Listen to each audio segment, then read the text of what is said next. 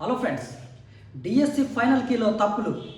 అయితే DSC final కీలో తప్పులు దొరకడంతో DSC అభ్యర్థులు విద్యాశాఖ డైరెక్టరేట్ని కలవటం జరిగింది.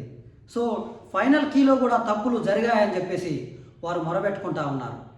అయితే చూడండి, గత బీఆర్ఎస్ ప్రభుత్వంలో అటు పేపర్ లీక్ కావటం కానీ, తర్వాత అనేక కోణాలను తీసుకున్నట్లయితే అప్పుడు నిరుద్యోగులు రోడ్లు ఎక్కడం జరిగింది.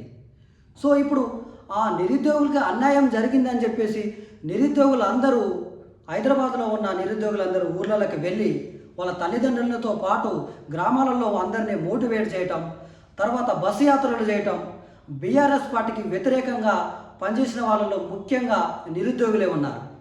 సో పలు సందర్భాల్లో కేటీఆర్ కూడా నిరుద్యోగుల వల్లనే మేము ఓడిపోయినామని చెప్పేసి కూడా పలు వార్తల్లో కూడా చెప్పటం జరిగింది. సో ఇప్పుడు కాంగ్రెస్ ప్రభుత్వం అధికారంలోకి వచ్చిన తర్వాత డిఎస్సిని అప్పుడు వాయిదా వేయాలని చెప్పేసి అప్పుడు డిఎస్సి గ్రూప్ 2 ఒకేసారి ఎగ్జామ్స్ గ్యాప్ లేదు, వాయిదా వేయాలని చెప్పేసి అప్పుడు నిరుద్యోగులు రోడ్ల మీదకి రావటం జరిగింది. సో అప్పుడు అవేం పట్టించుకోకుండా డిఎస్సిని ఎగ్జామ్ పెట్టడం జరిగింది. డిఎస్సి ఎగ్జామ్ జరిగిన తర్వాత ఫైనల్ కీ ఇచ్చిన తర్వాత ఫైనల్ కీలో కూడా తప్పులు దొరకడంతో అభ్యర్థులు మరొకసారి ఆ విద్యాశాఖ డైరెక్టరేట్ను కలవటం జరుగుతూ ఉంది.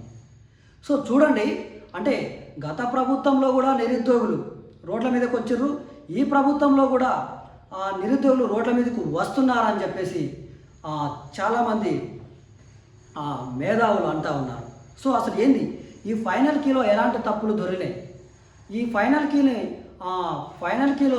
కీని సవరించి ఇస్తే కనుక మాకు న్యాయం జరిగిద్దని చెప్పేసి అభ్యర్థులు వాపోతూ ఉన్నారు. లేదంటే చాలామంది అభ్యర్థులకు అన్యాయం జరిగిద్ది అని చెప్పేసి వాళ్ళందరూ వాపోతూ ఉన్నారు. సో టెట్లో ఇచ్చిన కొన్ని ప్రశ్నలు కూడా డిఎస్సిలో ఇవ్వటం వారికి ఇబ్బందికరంగా ఉందని చెప్పేసి కొంతమంది అభ్యర్థులు వాపోతూ ఉన్నారు. సో చూద్దాం.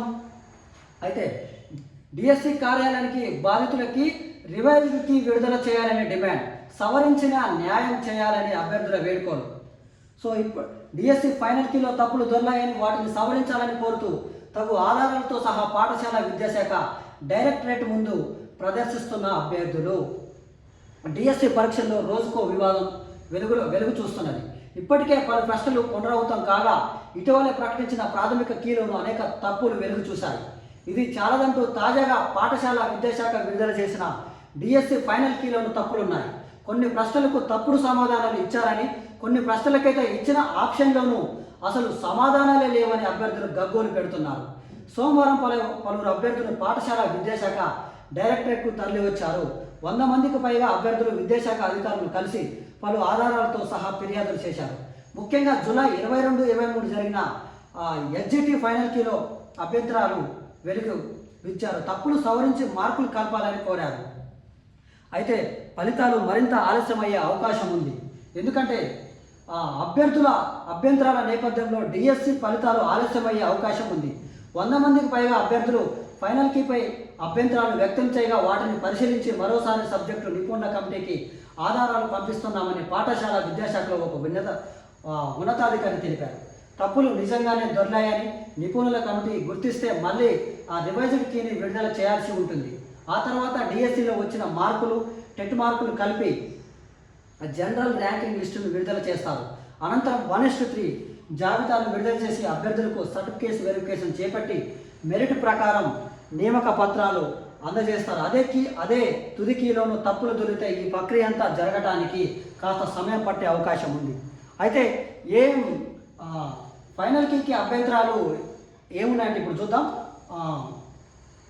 అయితే ఒక వర్ణం స్థానంలో మరొక వర్ణం వచ్చి చేరడాన్ని ఇలా అంటారు. అయితే ఆప్షన్ ఏమి ఇచ్చారంటే ఏకాదేశం, ఆదేశం, బహుళం, నిత్యం. అయితే అధికారులు విడుదల చేసిన తుదికి ప్రకారం సమాధానం ఆప్షన్ 2 అనేది ఆదేశం ఇచ్చారు. కానీ అభ్యర్థులు ఈ ప్రశ్నకు సరైన సమాధానం ఆప్షన్ 1 ఏకాదేశం అంటున్నారు. ఇదే ప్రశ్న ఈ ఏడాది మేలో జరిగిన టెట్ పరీక్షలో ఇచ్చారు. ఫైనల్ కీలో సమాధానం ఏకాదేశం అని ఇచ్చారు. కానీ ఇప్పుడు డిఎస్సిలో ఆదేశం ఎలా అవుతుందని ప్రశ్నిస్తున్నారు. అప్పుడు సరైన సమాధానం ఇప్పుడు డిఎస్సిలో ఎందుకు తప్పు అవుతుందని ప్రశ్నిస్తున్నారు. పుస్తకాల్లోనూ కరెక్ట్ ఆన్సర్ ఏకాదేశం అనే ఉంటుందని అంటా ఉన్నారు. సో ఇలాంటివన్నీ అభ్యర్థులు టెట్లో ఒకలాగా ఆప్షన్లు ఇచ్చినప్పుడు ఆన్సర్ ఒకలాగా ఉంది, ఇప్పుడు డిఎస్సి పరీక్షలో ఒకలాగా ఆన్సర్లు ఇచ్చారని చెప్పేసి వాపోతూ ఉన్నారు. సో అసలు మొత్తానికి డిఎస్సి ఫలితాల విషయంలో కొంచెం ఈ తుదికీని కనుక సవరించి ఇచ్చినట్టయితే కొంచెం లేట్ అవుతుంది. సో ఇప్పటికే నిరుద్యోగులు అంటే గత బీఆర్ఎస్ ప్రభుత్వంలో నిరుద్యోగులకి నష్టం జరిగింది.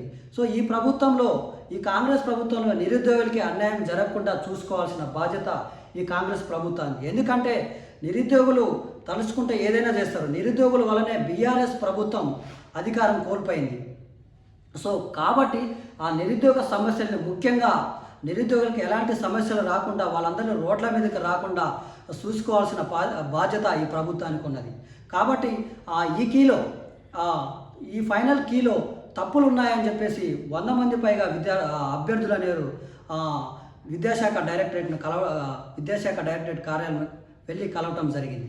సో కావున నిజంగా ఆ కీలో తప్పులు ఉన్నాయా లేదా అనేది విద్యాశాఖ కమిషన్ పరిశీలించి వీళ్ళందరికీ న్యాయం చేయాలని చెప్పేసి మా యూట్యూబ్ ఛానల్ ద్వారా తెలియజేస్తున్నాం. ఇంకెవరైనా అభ్యర్థులు మీకు